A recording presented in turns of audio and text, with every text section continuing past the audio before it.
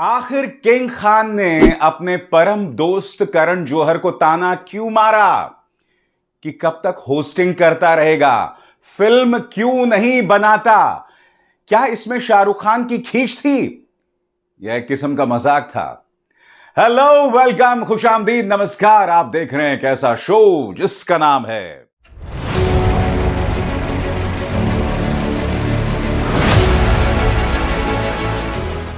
फिल्मी बातें विद अभिसार।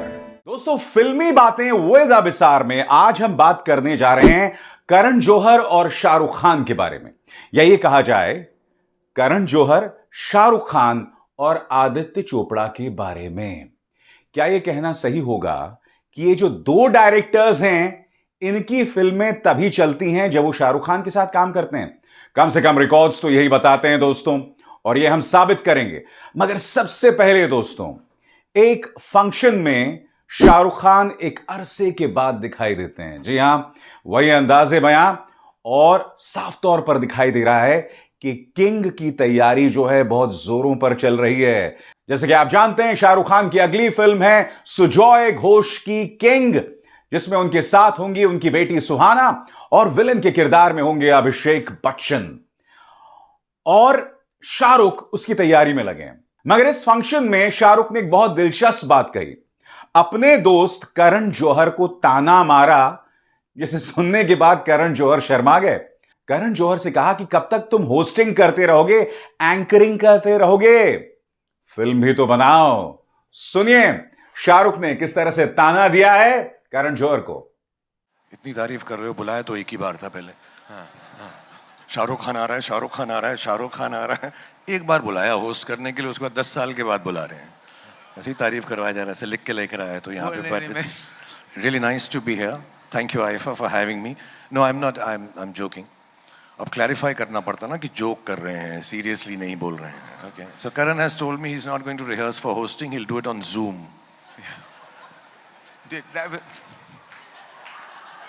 भाई मैं जूम पे कर लूंगा, मैं बड़ा जल्दी जल्दी करता हूँ। मैं तो इतना होस्टिंग करता हूँ ना।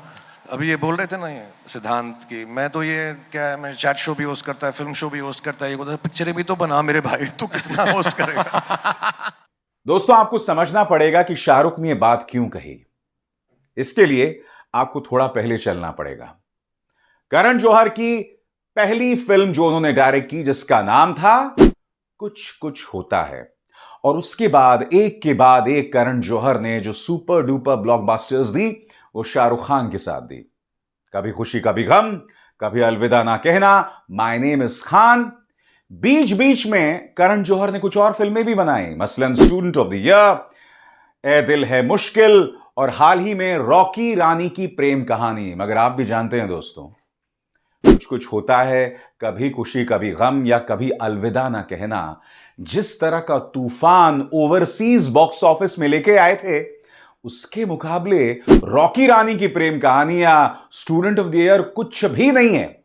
यकीनन, चाहे ए दिल है मुश्किल हो, रॉकी रानी की प्रेम कहानी हो, स्टूडेंट ऑफ द ईयर हो, ये तमाम फिल्में हिट थी। मगर शाहरुख खान के साथ करण जौहर का अंदाजे बयां बिल्कुल बदल जाता है। इनफैक्ट, ए दिल है मुश्किल में शाहरुख खान का एक बहुत छोटा सा रोल था, जिसमें वो ऐश्वर्या राय के डाइवोर्स्ड हस्बैंड का किरदार निभा रहे हैं। बहुत ही छोटा सा रोल, जिसमें शाहरुख खान छा गए थे पूरे फिल्म में। मुश्किल से 1-2 मिनट का रोल था दोस्तों, मगर शानदार एक्टिंग उसमें शाहरुख खान ने निभाई थी। यानी कि शाहरुख जब करण जौहर की फिल्मों में काम करते हैं ना, तो उनकी एक्टिंग में एक निखार आ जाता है, और दूसरी तरफ करण जौहर के भी डायरेक्शन में निखार आ जाता है जब वो शाहरुख खान के साथ काम करते हैं। और सिर्फ करण जौहर नहीं, आपको एक और शख्स पर गौर करना पड़ेगा, आदित्य चोपड़ा। आज की तारीख में आदित्य चोपड़ा को प्रोड्यूसर ज्यादा, डायरेक्टर कम माना जा रहा है। हालांकि हम सब भूल गए हैं, और मैं जानता हूं हम नहीं भूले उन्होंने दिलवाले दुल्हनिया ले जाएंगे डायरेक्ट की थी। उसके बाद उनकी आई मोहब्बतें, और मोहब्बतें के बाद उन्होंने डायरेक्ट की थी रब ने बना दी जोड़ी। मगर जैसे ही उन्होंने एक फिल्म बनाई जिसमें शाहरुख खान नहीं थे, जिसका नाम था बेफिक्रे, तो वो फिल्म बुरी तरह से फ्लॉप हो गई। यानी कि आदित्य चोपड़ा का भी जादू उड़न छू हो जाता है जब शाहरुख खान साथ नहीं होते। साफ तौर पर दिखाई दे रहा है दोस्तों, चाहे करण जौहर हो चाहे आदित्य चोपड़ा हो, उनकी डायरेक्शन में वो बात नहीं रह जाती जब उनकी फिल्म में शाहरुख खान नहीं होते।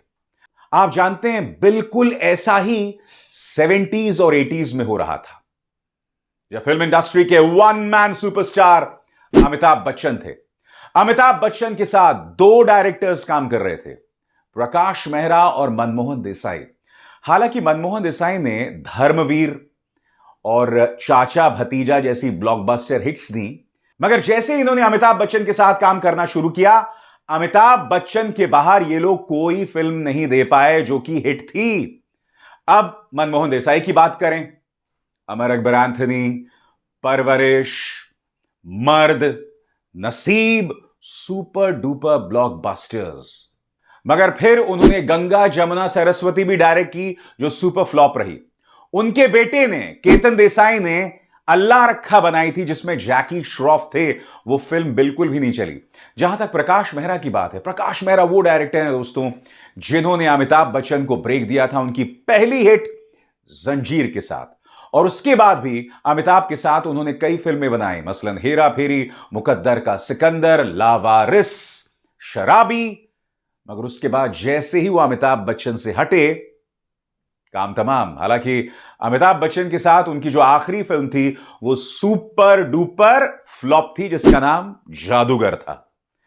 तो एक तरह से कहा जा सकता है कि एक जमाने में जिस तरह से मनमोहन देसाई और प्रकाश मेहरा की फिल्में सिर्फ अमिताभ बच्चन के साथ चला करती थी, वही अब शाहरुख खान, आदित्य चोपड़ा और करण जौहर के साथ दिखाई दे रहा है ना इंटरेस्टिंग थ्योरी।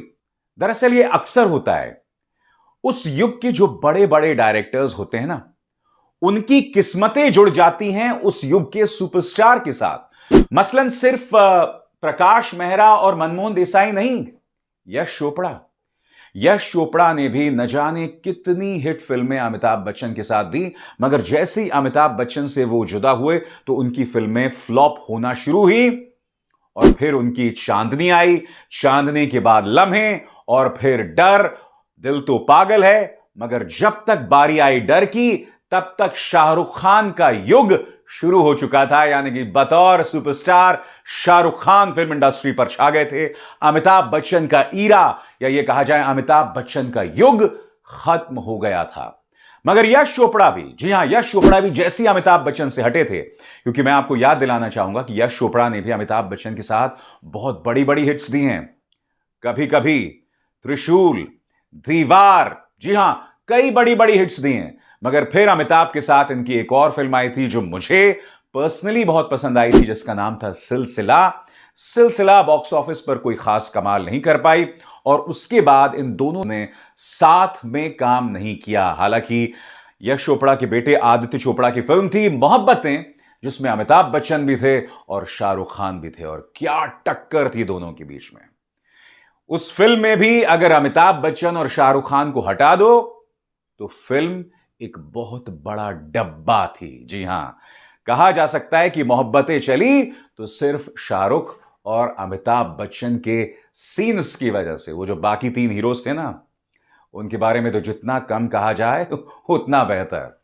तो क्या आने वाले दिनों में हम करण जौहर और शाहरुख खान को एक साथ फिर से देखने वाले हैं, जहां करण जौहर एक फिल्म को डायरेक्ट करेंगे और उसमें शाहरुख खान होंगे? क्या आदित्य चोपड़ा एक बार फिर डायरेक्टर की कमान संभालेंगे? हालांकि इस वक्त वो अंग्रेजी में एक जुमला होता है ना, हिज हैंड्स आर फुल। जैसा कि आप जानते हैं वो स्पाइवर्स में लगे हुए हैं, उनका दिमाग पूरी तरह से वहां है। तो मुझे नहीं लगता कि आदित्य चोपड़ा कोई फिल्म जो है डायरेक्ट करने वाले हैं। हालांकि स्पाइवर्स की जितनी भी फिल्में होती हैं उसकी कहानी उन्होंने ही लिखी होती है। बहरहाल मैं जरूर देखना चाहूंगा आदित्य चोपड़ा के डायरेक्शन में शाहरुख खान को, या करण जौहर के डायरेक्शन में किंग खान को। अब इसार शर्मा को दीजिए इजाजत। नमस्कार।